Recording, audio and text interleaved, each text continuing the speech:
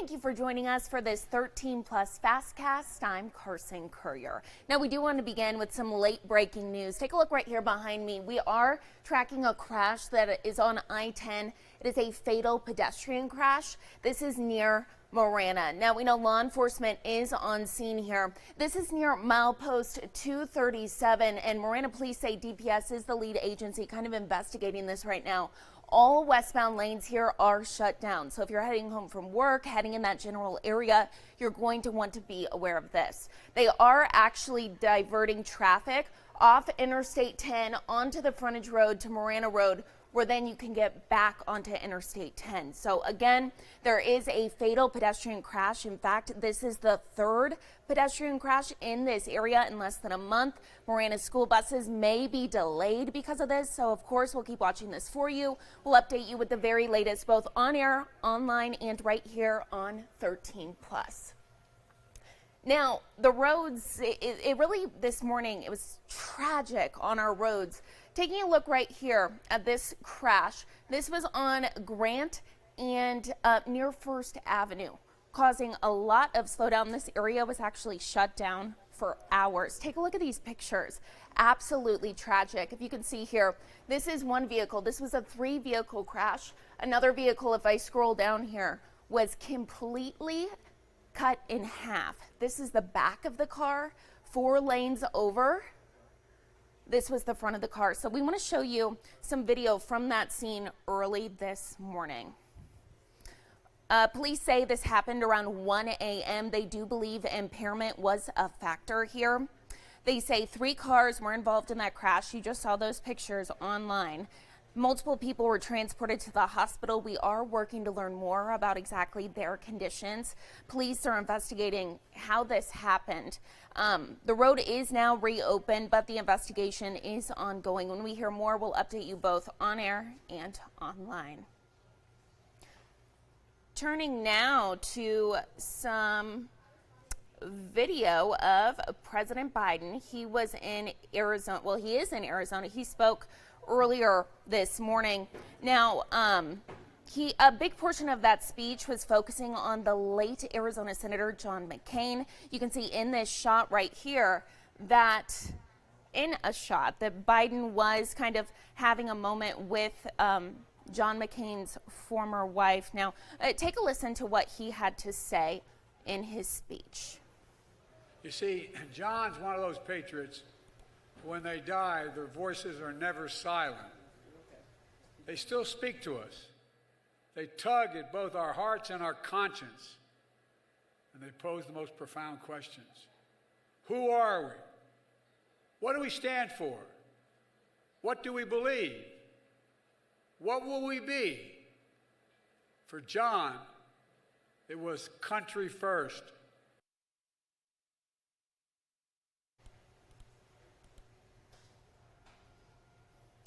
Meanwhile, the GOP-led House Oversight Committee is holding its first hearing in the impeachment inquiry of President Joe Biden. The central focus is Hunter Biden's business dealings overseas. Republicans are raising constitutional and legal questions in an attempt to tie the president to his son's foreign endeavors. As of right now, there is no public evidence to date of any wrongdoings by President Biden. The first 3 witnesses called before the committee today, focusing on constitutional and legal questions here. None of them appear to have firsthand knowledge of Hunter Biden's business deals or his father's potential involvement. Turning now to another big national story, with a federal government shutdown hanging in the balance. House lawmakers are back at work looking for a way to get their priorities across the finish line and keep the government open. Right now, with about 2 days until that deadline, there's no sign of a deal. House Speaker Kevin McCarthy says he needs more time to pass the 12 spending bills needed to fund the government. While he's pushing for a short-term plan which would keep the government running, some in his party say they won't support one. And with the increasingly likely government shutdown getting closer, Davis-Monthan Air Force Base getting ready. Leaders say they can handle a short shutdown, but one past December would put American security in jeopardy. They say that being without funding for too long could make it harder to keep up with China. Right now, they're asking Congress to allow leadership promotions during a shutdown and to allow the moving of money for national security. And we want to have meteorologist Corey Coates joining us now this afternoon. Now, Corey, the good news is kind of looking to our weather here at home. The possibility of some cool down later in the week, but today really our last day of the heat. Yeah, I know, right? We did hit the triple digits again. We weren't sure. Forecasting 99 and then 100 this morning. We ended up getting up to 100 as our high, making it just. It's been a very hot September, guys. It's just been incredibly hot out there. We've had a very, very hot summer, and it's really spilled into September. I mean, you can really see that here. So to start the month, we had 87, which was so misleading. That's the coolest day we've had of the year, because since then, out of 27 days, not including today, we've had 19 above average days, 5 of which have been tying or breaking daily records. In September 10th, didn't just break a daily record, it broke the all-time September heat record, 111, the previous record being 110. So what I did is I was interested. I knew that July was the hottest month ever. It wasn't even close. August was one of the hottest Augusts ever, and we've had a very hot September. So what I did is I went through the time frame of July 1st to now, which is essentially July through September, so 3-month sample size, and I found that the average temperature and average high that we had during that time frame is the hottest ever for that time frame in Tucson. We also had the second warmest low during that time frame. You can see the averages on the right-hand columns there. You can see how much hotter it is, or it was, compared to what it usually is during July through September. And yeah, it's been a historically hot start to the week, guys. How about 102, all triple digits to start your week, all 10 degrees or hotter than what we normally see this time of the year. Tuesday, in fact, we tied the record. Then yesterday, we broke the record for the daily record, making it our 83rd triple-digit day yesterday.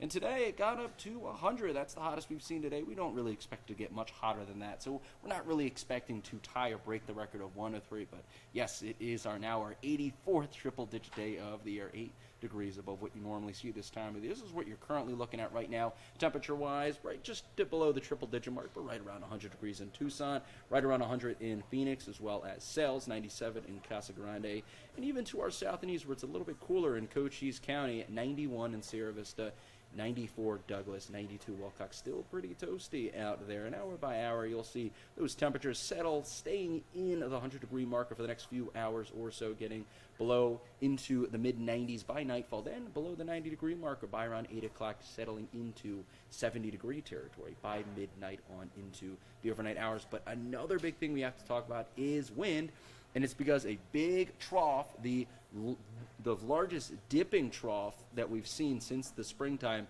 is going to really start digging on Friday and then really start impacting us by Saturday into Sunday. Guys, you can see these are upper level winds. The whites mean very strong winds. That's essentially the jet getting all the way down into Arizona. So what happens there is during the afternoon we get a lot of vertical mixing.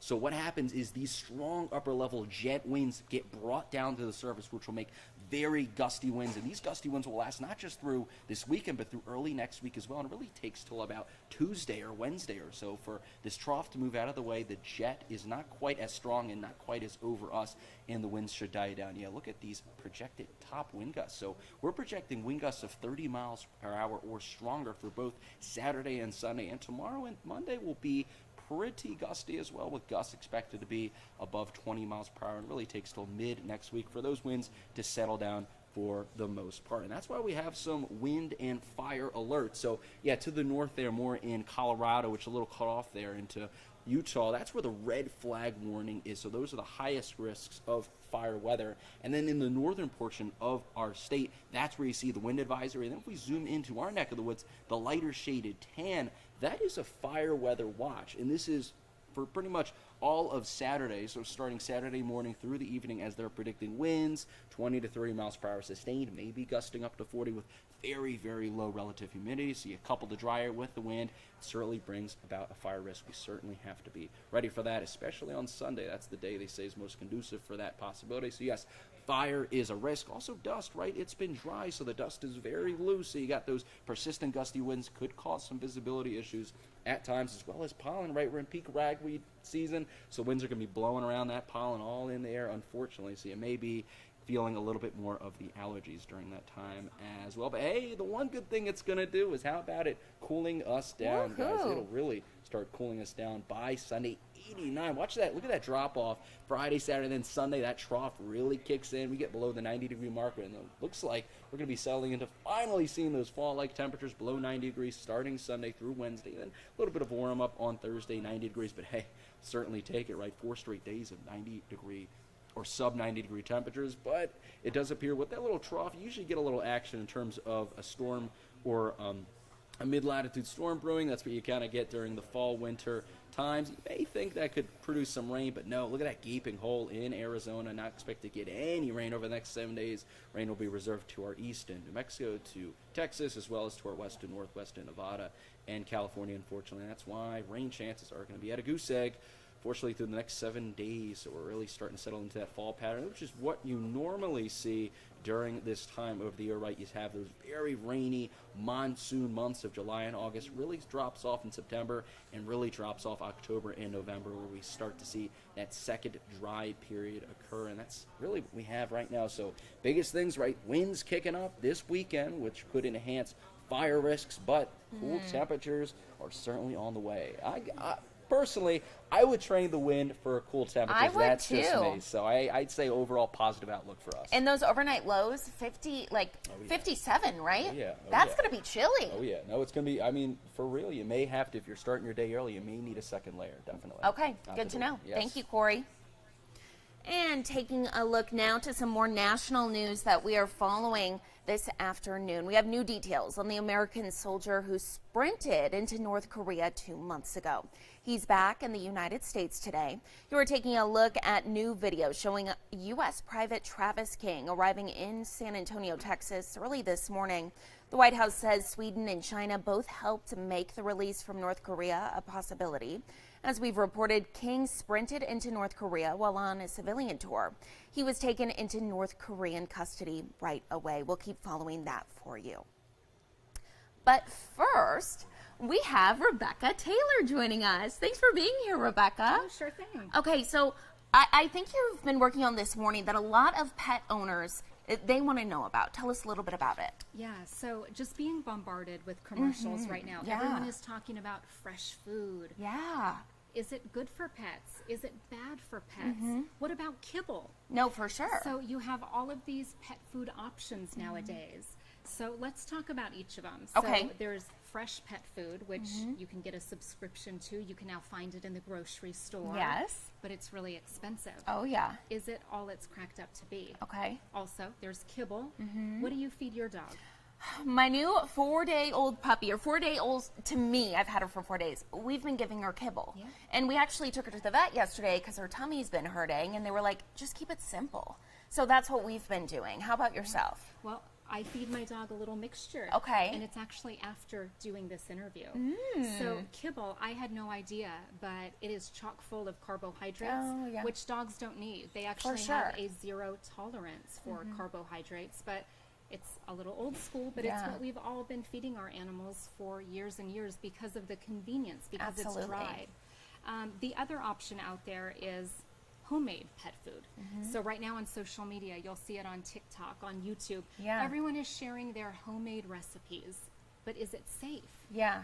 So we talk with a local veterinarian who specializes in nutrition for pets. Okay. He's going to break down the good and the bad. He's also going to give us some ideas for people who are on a budget, because not everyone can yeah. afford that fresh pet food that might be $24 a week if you go with a subscription. So you Absolutely. don't want to miss this story. Okay, when is it airing? Tonight on 13 News Live at 6. Perfect. I know I'm going to tune in because I need to know. I'm a new dog mama, so lots to learn. Yeah, you and me both. It's a really educational story. Awesome. Thank you so much, Rebecca. bet. Perfect. Moving on now to some more local news we are following for you this afternoon. Happening now, $5 million in federal grant money is on the way to Tucson. The goal here to help with climate change and keep Tucson cooler. The Urban Forestry Grant will help plant a lot of trees. Meanwhile, leaders are working on a plan on how to spend all that money. The big part of the grant will bring new jobs to Tucson, including arborists and 30 youth tree leaders. Right now, the city is looking at neighborhoods to figure out the 13 most heat vulnerable ones to figure out where those trees will go. 2 neighborhood representatives will be picked to work with the city. Now, as we've reported, Mayor Regina Romero has the goal of planting 1 million trees in Tucson by 2030. And every tree planted under this grant will help reach that goal. Right now, there's a little more than 100,000 trees planted as part of the mayor's effort.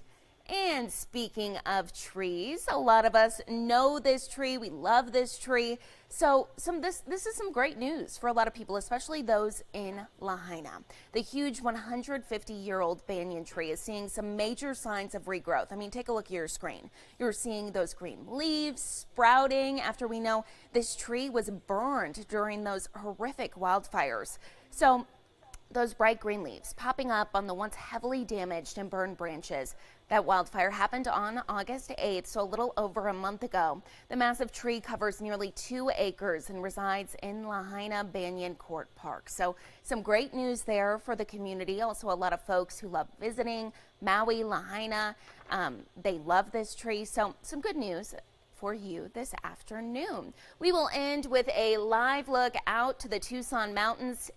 As Corey mentioned, today might be the last day we're dealing with those really hot temps. So the good news is they seem to be cooling down. We just got to get through today. So stay cool out there, everyone. Thank you so much for watching this 13 Plus FastCast. Tune in at 7:30 for more news and weather.